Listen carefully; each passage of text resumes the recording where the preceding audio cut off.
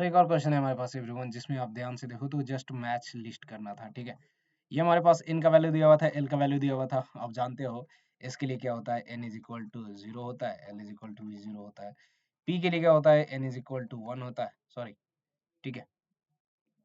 p के लिए हम केवल l की बातें करते हैं, n की नहीं, ठीक है। तो p के लिए l इज इक्वल टू 1 होता है। इसी तरीके से d के लिए क्या हो जाएगा, d के लिए हमारे पास l इज इक्वल टू 2 हो जाता है, राइट।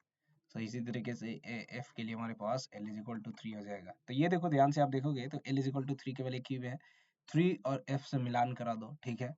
p 2 को d से मिलान करा दो, सिंपली ये को इसको तो रहने दो। 3 है, 2 है, तो 3 और d से यहाँ मिल रहा है, ठीक है। बस इतना ही देखना था।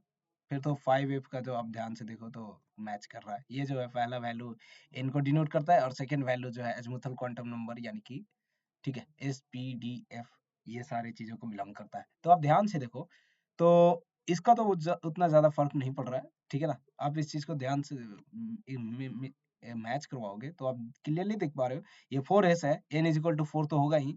s हमारे पास l इज इक्वल टू अगर 0 है तो s होगा, और s हमारे पास केवल एक ही ऑप्शन दिया हुआ है तो वो थर्ड है, ठीक है। इसी तरीके से हमारे पास फर्स्ट का क्या हो जाएगा, फर्स्ट जो है 2p के बराबर हो जाएगा, क्योंकि ये p सब सेल है, राइट, ठीक है। सो p सब सेल के लिए हमारे पास l इज इक्वल टू 1 होता है, as I told you everyone, ठीक है। ये हमारे पास इस लिस्ट को अगर आप ध्यान से देखो तो बस यही था, ठीक है। इसी में सारा गेम था। अगर इस चीज को जो समझ गया उसके लिए बहुत ही, मतलब क्या ही है हमारे पास एटॉमिक स्ट्रक्चर से बहुत ही इजी क्वेश्चन पूछा गया था, तो आप इस चीज को देख लो क्या है। फर्स्ट का आप देखोगे, ठीक है।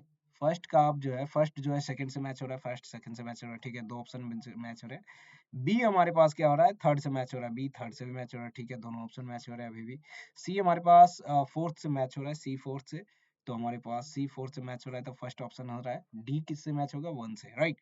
3D, इसके लिए जब 3D के लिए n इज इक्वल टू 3 हो जाएगा, और डी है तो डी के लिए l इज इक्वल टू 2 होता है, ठीक है। तो आप क्लियरली देख पा रहे हो कि इसके लिए क्या मैच हो रहा है, डी ऑप्शन मैच हो रहा है, ठीक है। फर्स्ट से डी का मैच होगा, ठीक है।